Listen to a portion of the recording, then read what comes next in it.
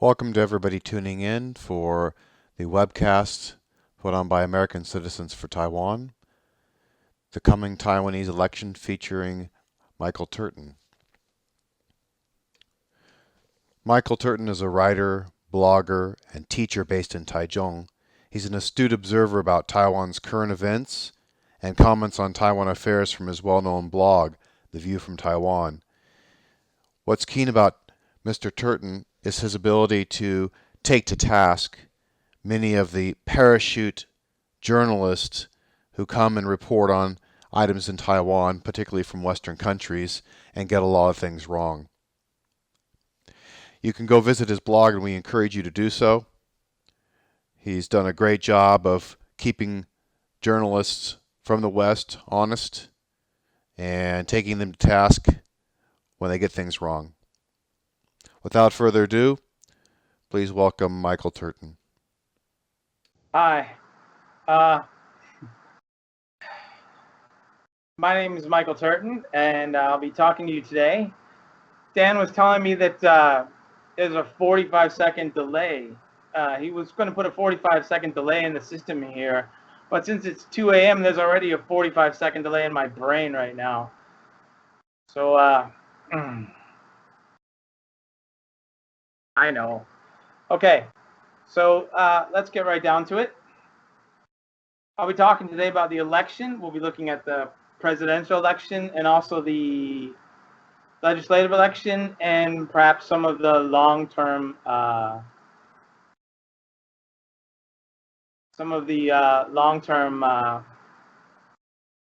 things that are going to happen. So,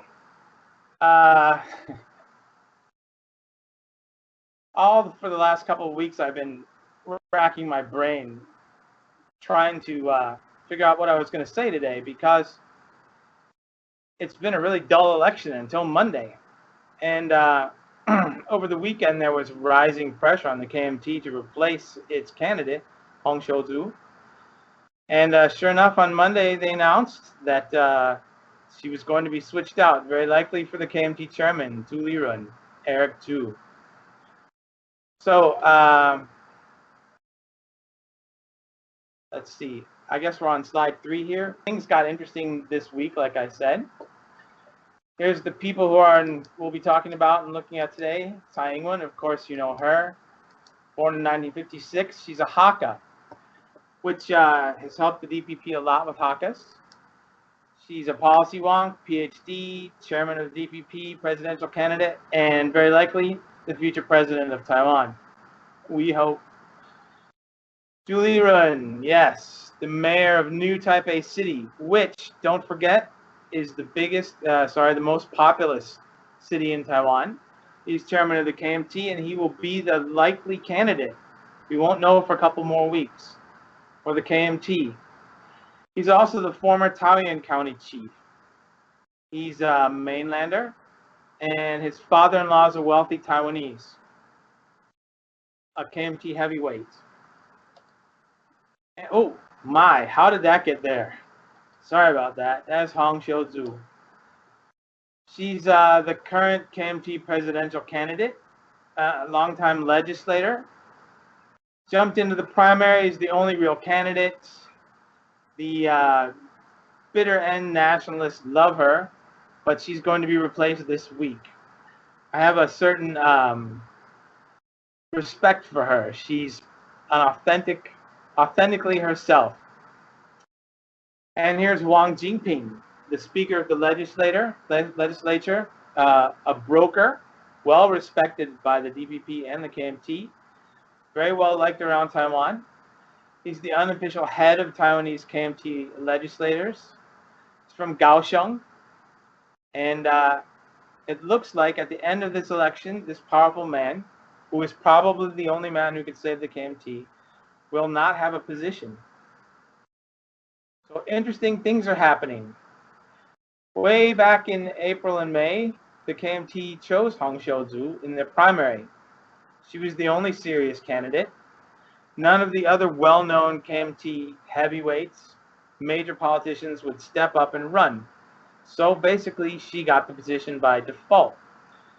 As time went by, she revealed herself to be very, very deep blue, very, very pro-China, completely out of touch with the Taiwan mainstream, offering no new policy ideas.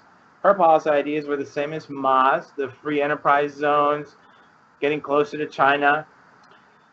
Her base is the deep blue, deepest blue of the deep blues, the old soldiers, big business, businessmen, and she is now polling at around 15%. And that's why she was going. Not only was she very unlikely to win, she was also hurting the KMT's chances of getting elected, getting the legislature, getting their people elected to the legislature. Sorry. So, Hong's been, not only is Hong a problem, but the team of people who were working for her were also a problem. Extremely unprofessional. So, as I just said, Hong is losing the legislature for the KMT. There's no support for her from Taiwanese faction candidates. A number of them have quit. Others haven't quit, but they've said they weren't going to run. Now that she's going to be switched out, some of these people are starting to come back. Recent news articles suggest the KMT very dramatically saying they would have trouble getting 22 seats. But I think that's a bit too low. Probably some number between 22 and 30 is better, is more realistic. Perhaps higher now that Zhu's going to be the candidate. Businessmen, especially Taiwanese businessmen in China, were not donating to the KMT, but they were donating directly to legislative candidates. This means that Hong is not attracting funding for her campaign, and she is not attracting funding for the KMT legislators. Not only was this a problem, but Beijing has not indicated which candidate it wants, publicly anyway. I know some people who are speculating that Beijing basically called the KMT and said, "We want Zhu Lirun." Hong was not supported by Beijing, and so the Taiwan businessmen in China had no guidance about who they were going to support. So that's the background of what's been going on for the last few months. Hong's poll numbers have been sliding.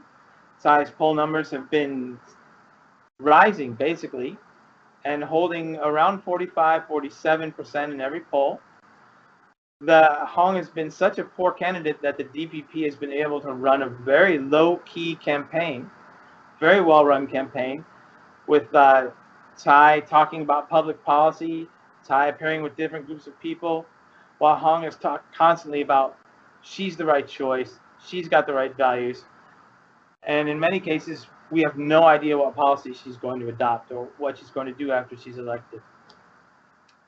Now, on Monday, the newspapers all started announcing that there was going to be an emergency Congress. The KMT was going to hold an emergency Congress, either on the 17th or the 24th. At this Congress, they were likely to repeal Hong Xiuju's nomination and give the nomination for the KMT presidential candidacy to the chairman, Zhu Lirun, Eric Zhu. This caused immense speculation because according to KMT charter rules, there has to be a 60-day notice, and there's no rule for repealing a nomination because the party's never used a primary before. So it's always been decided by powerful people within the KMT who the presidential candidate was going to be. So Hong at first was very resistant, but now she's decided that it was just announced yesterday and today, that she's going to step quietly aside and not sue the KMT, which is really a shame. I'd love to see her sue the KMT. She's also said she's not going to accept any deal, money, place on a seat, position in the KMT, whatever. She's just going to bow out. So this will save the KMT a lot of trouble and put the focus on the election instead of on its problems.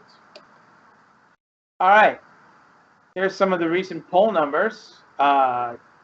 Later in midweek, the various television stations and polling organizations polled everyone. This is TVBS poll. Tsai is at 53%, Zhu Lirun at 36%. This is without, and I haven't mentioned him yet, James Soong. Soong is now a non-factor. When he decided to run, he was polling at over 20%. He's now polling at below 10%. He's run a terrible campaign, full of mistakes, hasn't been out in front of the news, hasn't been out appearing, so naturally his support has disappeared. He's not going to be a factor in this election unless something very dramatic happens, like he makes a deal with the KMT. So this is actually the first poll that I saw with Tsai above 50%, but note the size of the lead. It's very large. Similar here. This is with Hong and Zhu and Soong. Soong takes a little bit from Tsai, but more from the KMT. But you can see Tsai has a very comfortable lead over all the KMT candidates at the moment. Here's Apple Daily. Tsai's a little lower, and Soong's a little higher than in other polls. I don't know why. 14% are undecided. That's fairly normal. All right, so here's some poll numbers from the Cross-Strait Policy Association, which is closely linked to the KMT. In these numbers, Zhu Lirun is getting slammed. You can see that Tsai has a very large lead. Against Zhu himself, she's over 50% with no Soong. Of course, if Soong stays in the race, there's no way he's going to poll 14.1% on January 16th. He's going to get a lot less. There's some other questions they ask. I've heard a lot of complaints from Taiwanese this week about how ridiculous and how crazy this is, how bad it makes the KMT look, how bad it makes Taiwan look. And you can see from these numbers that people do not approve of what the KMT is doing. A lot of people felt like she did the work, she put in the time, she should get her chance. And even people that didn't like the KMT, even people that liked the KMT were finding this very bad. So you can see. Now, again, the public blames the KMT and not Hong. No one expects that Zhu Lirun is going to win. Look at the third question in this. If Zhu runs for president, should he resign as mayor? Yes. Now, it's pretty much customary for people to resign an office if they want to run for another office. This is going to have some serious implications for the election if he does that. Note that dissatisfaction with Zhu Lirun is high. Satisfaction is probably okay, but dissatisfaction is high. And finally, who should be the chairman after the KMT loses the election? You can see that Wang Jinping is the majority choice there. Wang might do that, but recall that Ma Ying-jeou is going to be president until May, which means that he will likely retain enough clout to block Wang Jinping from becoming the chairman. All right. So here are some things that are takeaways. If Zhu resigns, the DPP will likely win New Taipei City. Recall that they barely won in the November 2014 election.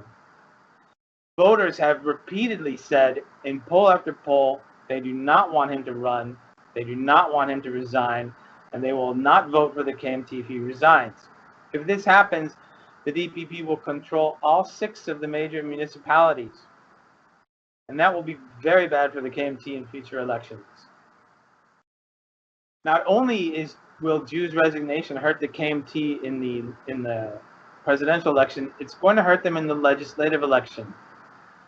Some of the seats in New Taipei City are in play.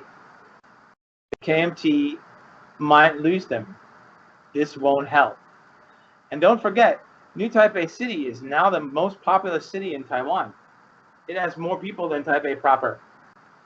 And those people are all going to be very angry with Zhu Lirun for betraying them. So this is going to hurt the KMT, hopefully pretty deeply, but it's still too early to say.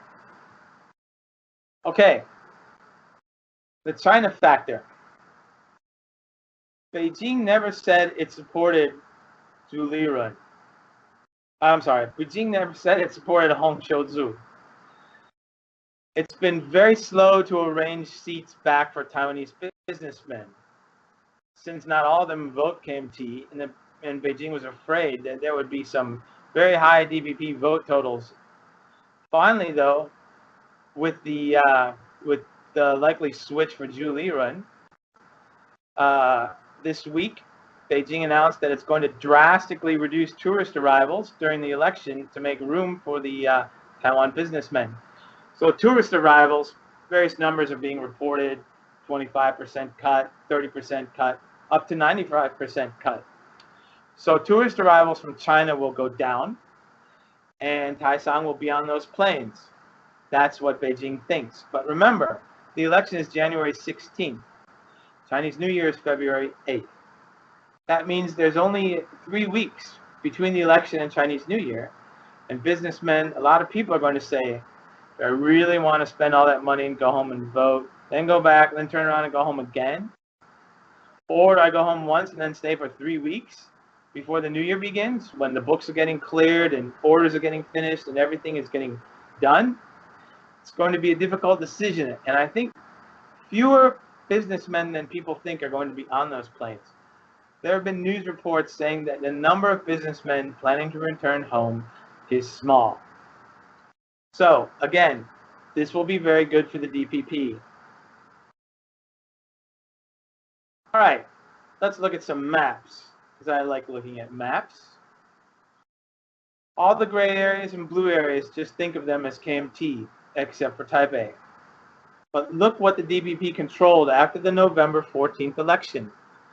5 of the 6 major cities, and the center. The center is the traditional battleground. Now it's all green. That's so beautiful. Another thing you should note about this map, the KMT areas that are, the areas the KMT controls have low population, poor development, and the DPP controlled areas are the areas with high population, excellent development. And on the other side, now that the DPP controls all of these cities, it will be able to assist its candidates.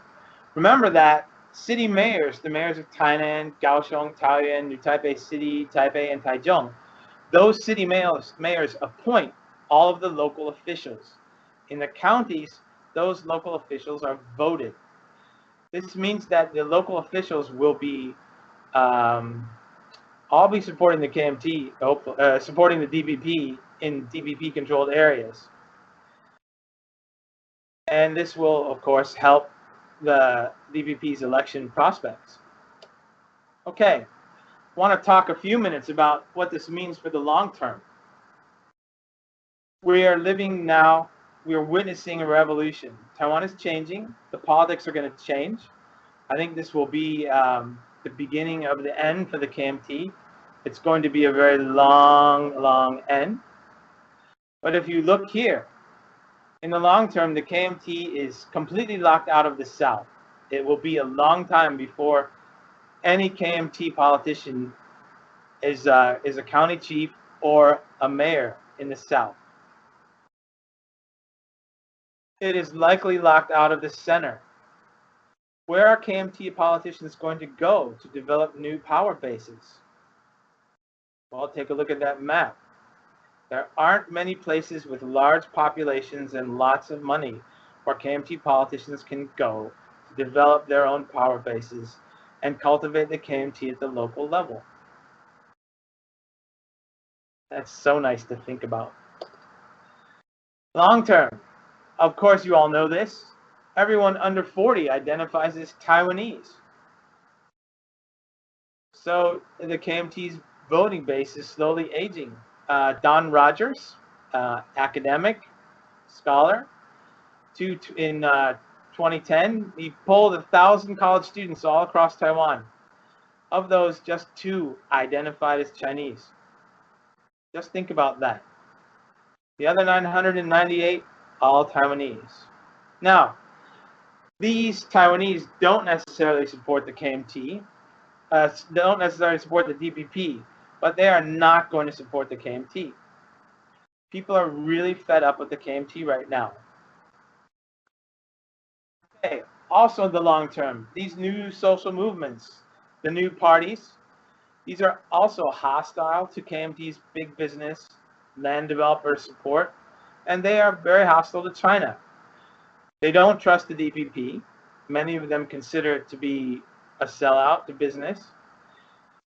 They are years from being seriously competitive, and their candidates think like activists, not politicians. One of the Social Democratic Party people was running in Diane, for example.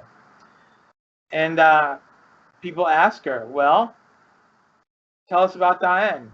What do the people there want? What are you going to give them? What are the issues? She can't. She wants to talk about death penalty, things like that. This is very common among these candidates. They're going to be competitive, maybe in 2 or 3 more election cycles. But this election cycle, they won't be. But in the long term, they're going to help knock down the KMT. So things are looking good for Taiwan.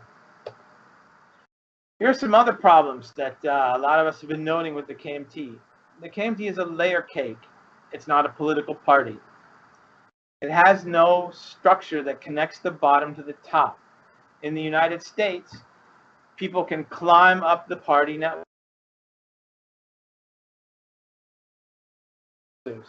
Then they can be the county Republican or Democratic chief.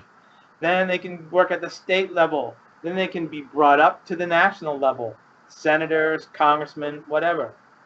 The KMT has no system for taking people out of the local areas and bringing them up to the national area. And that is a huge problem. So if you look at that top layer, it's very small. These are the elites, like Li and Jen and Zhu Liren, those people, they run the KMT. The 3rd generation, their kids are emigrating. A lot of them aren't Taiwanese anymore. Ma Ying-jeou has an American daughter. Hu Ziqiang's daughter is British. The former culture minister. What's her name? Anyway, she's got 2 German sons. Lung Yingtai. She's got German kids, and so on. A lot of them are emigrating.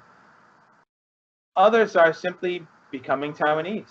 They've adopted the Taiwanese identity, and they're not interested in politics. So in the long term, these elites who run the KMT are going to find it difficult to find competent people to hand the KMT down to. And this is a problem. The KMT base, the deep blues, these are people who are over 50, self-identified Chinese, old soldiers. The base is shrinking. It's getting older and it's getting smaller. Again, very good for Taiwan, very good for the DPP.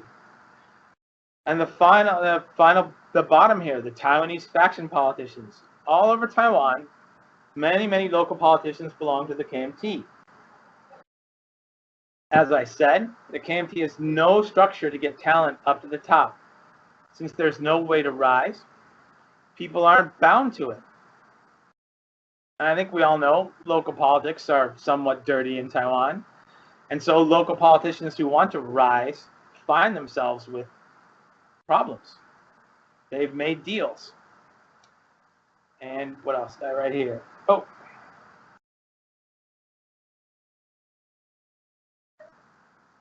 Oh yes, there we go. Okay, so these politicians at the local level, they don't subscribe to the KMT ideology. A lot of them are pro-independence. Certainly they don't care if the Diaoyutai are part of the ROC or part of Japan. Doesn't mean anything to them.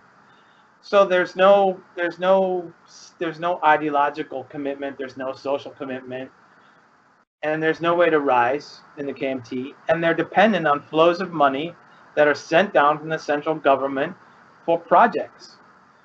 When those flows stop, when the DPP gets control, what are they going to do? They're going to change parties, leave the KMT, or try to get things changed. So the KMT is full of problems right now. The long term isn't looking very good.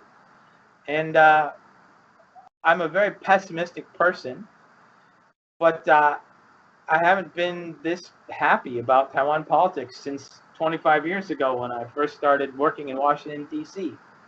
Things are looking really good. All right, let's look at the legislative election for a second. Major changes. Jianghua, Taichung, probably all of them are going to go to the DPP. There's going to be a few seats in the north and the south. The south will be all DPP in the legislature. So I have no idea how many seats they're going to get. It's too early to say how Zhu Lirun is going to affect the election. But at this moment, it looks like the KMT could be less than 29 seats, which means they will be unable to stop amendments, assuming everyone in the legislature works with the DPP. A good example of this is what's happening is Taichung 2. This was the seat for Yan Jingbiao, the alleged gangster, which he handed down to his son. Now it has a KMT candidate, and it has an ex-KMT candidate, and a DPP candidate. These problems are common all over central Taiwan, all over the north, okay? Jianghua 3, there was no KMT candidate until just this week when the one that had decided she wasn't running said, oh, Zhu Lirun talked to me, and my grandchildren talked to me, and now I've decided to run. Oh. So these problems, people dropping in, people dropping out, there's 10 weeks to the election. And the KMT is having severe problems at the legislative level. So things are looking good here. Miaoli. Miaoli ordinarily is controlled by the KMT, but just this year, the Miaoli government ran out of money. They had to stop paying salaries. This is going to hurt the KMT in the election. Some of the districts are strongly contested. Nantou has similar problems. Nantou is so deeply in debt that the county was renting out land, county land, so people could build signs and make advertisements. That was how they were getting revenue. Another change that's happening, also very slowly, we probably won't see it this election, but in the next couple of election cycles, more and more in the Aboriginal communities, people are turning for the DPP.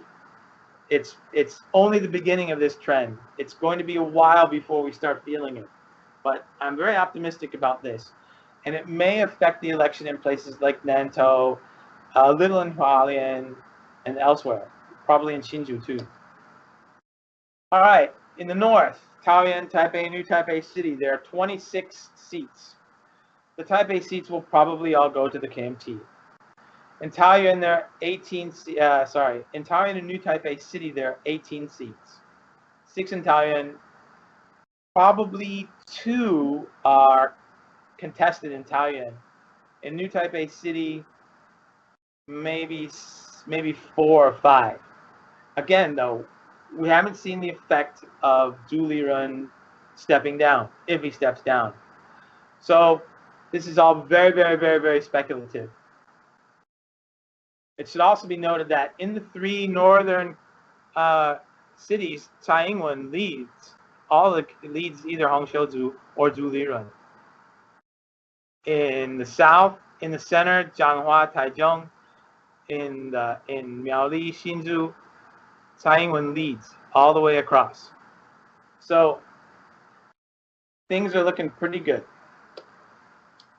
Whoops, where are we? One more here. Are we done? Yes. Okay, I've run out. I just want to thank you all for listening. I'll take questions now, although I can't promise to have any answers since it's 20-3 here.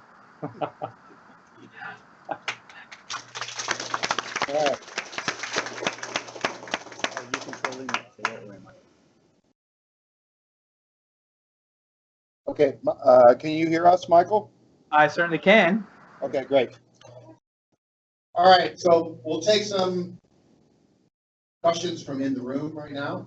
Michael, I have a question. You mentioned about the potential impact on the result of the election, but we didn't hear much better about what is USA government opinion about this election versus China. I hear you mention about as of today, the Chinese government will not show which candidate they are favor. But my opinion would be they prefer KMT instead of DPP. What is your opinion about this access? About the U.S. government's view? Yes. Well, it's good. Tsai Ing-wen had a very good visit, as you probably heard. People close to U.S. policymakers have said there's not going to be another phone call like there was in 2012. I think we're going to see some changes too, because as China becomes more aggressive, inevitably the U.S. will move closer to Taiwan, and that will be easier for the United States if Tsai Ing-wen is in power. So I think they're going to be quietly happy, if not happy, at least able to live with Tsai Ing-wen. So keep your fingers crossed. Okay. Michael, what's your leading contender for KMT vice president candidate? Where would you put your money? Oh my.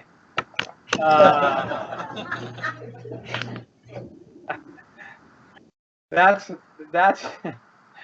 well, I think Tsai Ing-wen said it best.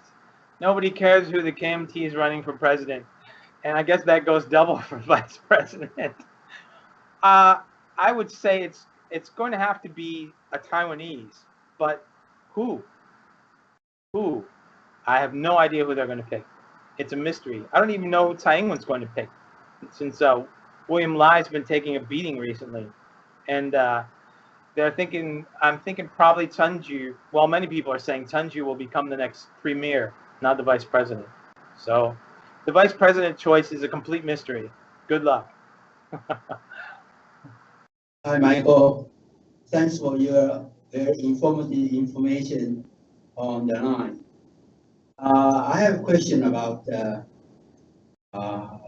long-term Taiwanese politics. Since you mentioned that DPP is very much favored in this election, so if I assume DPP win, you don't disagree, do you? Now, my question is, if DPP win the election, I think there's a lot of tasks ahead of them to accomplish. For instance, the traditional injustice, such as make KMT's assets to zero, Right. or President Chen Shui-bian's imprisonment without a fair trial.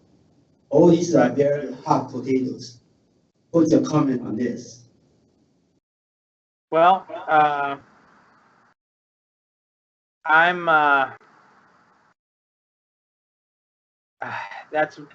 it's difficult to say. Part of it depends on whether or not we win the legislature. Part of it also depends on whether the smaller parties, if any of them get seats, are going to cooperate. And part of it depends on the will inside the legislature. You might have noticed that for the last 4 administrations, basically, the legislature has been independent of the president. It's done whatever it wants, and what it wants to do is do nothing. So I'm kind of scared that the DPP-run legislature isn't going to be any different. And I think that's one of the things Taiwan really needs to see is a legislature that works and passes the bills we need. But you know, what can I say? There's so many unknowns. Thank you. All right, we got some questions rolling in from online. Thank you. The next one for you is, with the rise of Taiwanism in Taiwan, what does that mean for the island? Are they talking about revising the government and constitution? No one's talking about revising the Constitution yet. It's much too early, and there's so many things that the U.S. might object, China might object. So what everyone is talking about right now is the policies that the island really needs, because you know, income has returned to 1999 levels. There's the housing bubble in Taipei. Graduates can't find good jobs, et cetera, et cetera, et cetera. These are the things that people are talking about that urgently need to be done. And those other things will probably have to wait for at least another election cycle. Really big changes. Those will wait. So actually, it's kind of nice to see the DPP tightly focused on these bread and butter issues that will help them get elected. Next question. Yes, Mike. If the registered get majority vote, do you think how likely is they going to declare independent? Declare independence? I don't think that's very likely. That's something to work for in the future. I'm very optimistic about that, but nothing's going to happen for the next decade unless there's some miracle. We just keep working to make Taiwan more democratic, more Taiwan-centered, not China-centered, and that will come in time. All right, next question comes from online. Audrey has a question. How is Beijing responding to these issues in the election, and what will they do if there is a total overhaul of the political status quo? Well, there's been some interesting reporting on that. Apparently, Beijing hasn't had a really good grip on events here. Its own people here have not been reporting truthfully to Xi Jinping. Can you imagine that? But apparently there was a news report a couple weeks ago where she was saying, where she had forced them to revise the report on the election 3 times. So Beijing may not have that good a grip on what's going on. And so they may be surprised. Well, they won't be surprised, but they may be surprised by the extent of the defeat, of the coming defeat. What they will do after the election is anyone's guess. But remember, Beijing likes to make noise, and it likes to claim there's tension going on, and things are going downhill. But you only have to look at what's happening concretely. Taiwanese businessmen come and go. Their money is not taken. They're not put in prison. Their factories are not seized. You know, life goes on. So I think we'll see more of that. Beijing's strategy of trying to integrate the island into China's economy will continue. And in order to do that, they need moderately good relations with Taiwan. If Tsai gets another term, then we'll see what they do. But I don't expect major changes. I just expect a lot of noise. Go ahead. Next question. All right, we have another one from the room. Roger.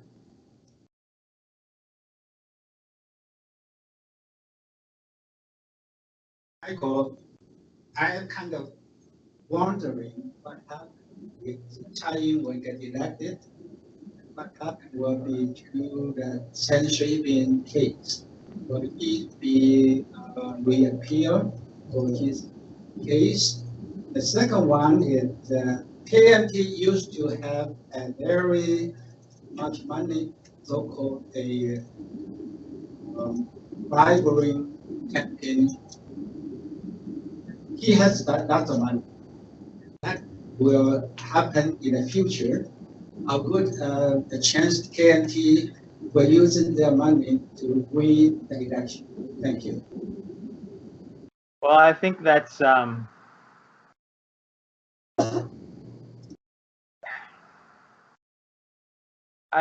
always going to be a problem for the DPP, the KMT money advantage. But each election cycle, it gets smaller and smaller. The CSB case, will he be recharged? Yes. That it's very unlikely. I think it's wonderful that he has not been a factor in this election. He's disappeared. Now I think CSB is being quietly ignored, which is good. I don't think that he'll be appealed and cleared. No, I don't think that's going to happen. All right, the next question from online, Jimmy Chang. Please elaborate Bi-khim Xiao's possible role in Tsai's administration. I think he means role. Her possible role in Tsai's administration seems to be very strong and capable, yet hasn't received the deserved recognition. And I think Dan is going to paste it in there for you as well. That's hard to say because I can't take this question. I'm very sorry, but I really have no idea what her possible role might be.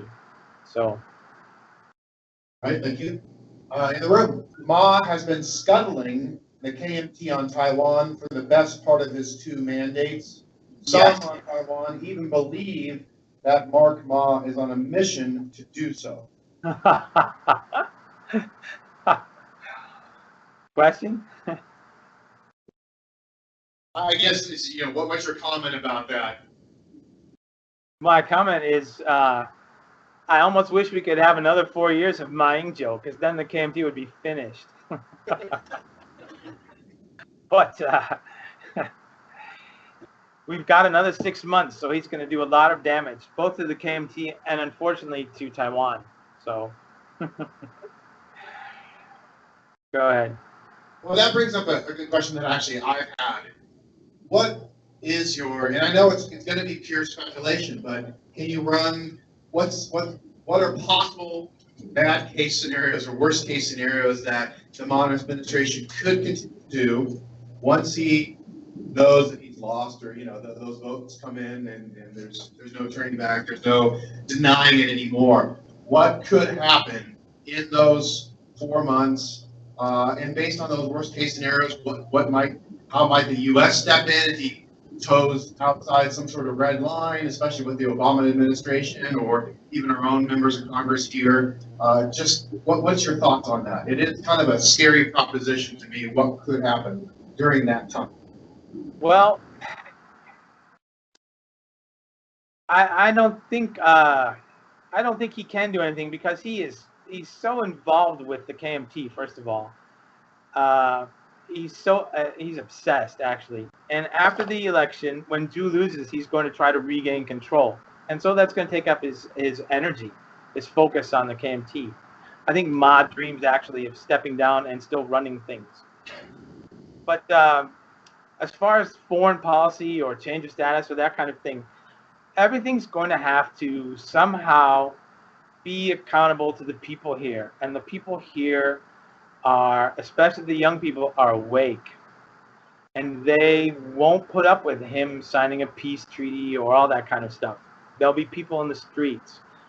So I'm actually not all that worried about any big thing. It's the little things like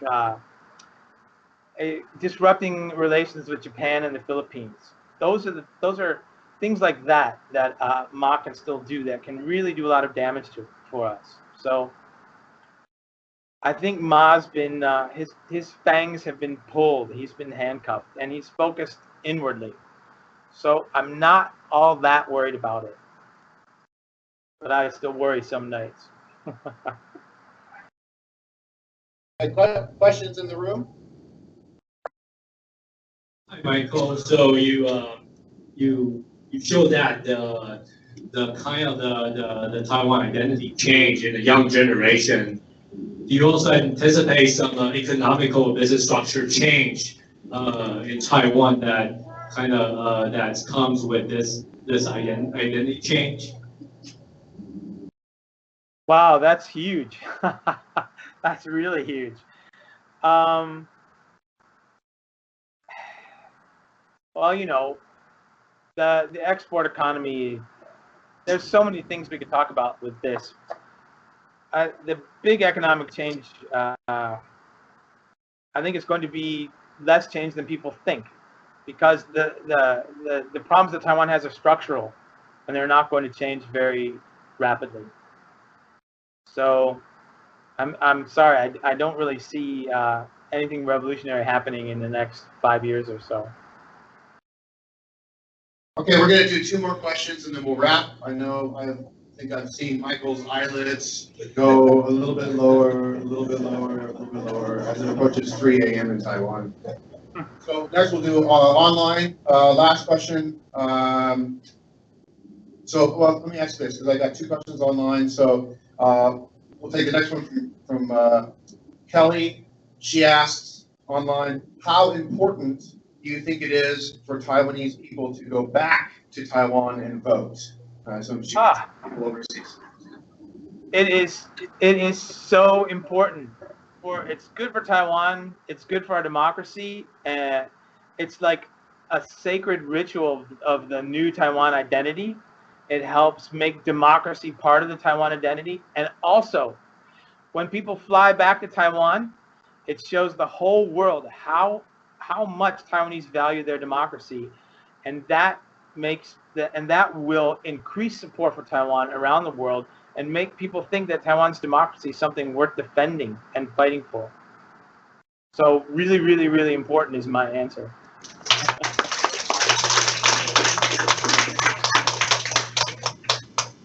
All right, do we have a last question in the room?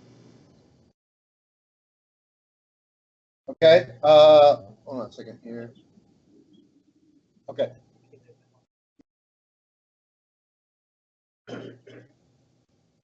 Michael, I have another question. Right now in Taipei area, the house price is so high, and the young man's income is so low, and at the same time, the government to the retiree pretty high outsource on that. And my question is, do you think any measure the government in the future can take to improve this, especially so much independence on China? So much dependence on China.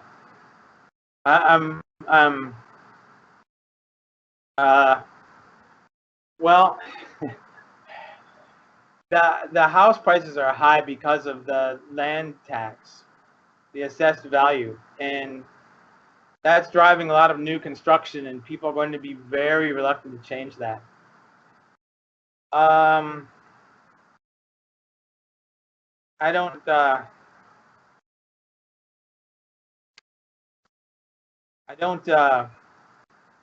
know how to answer this. Dependency on China is going to change over time. Already, people are moving into Burma. They've already moved into Vietnam, but Burma is the next big thing.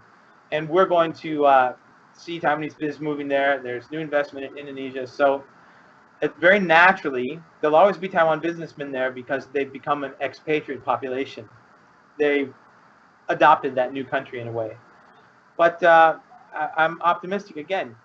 There's always new places to invest, and Taiwanese businessmen are always going to find them.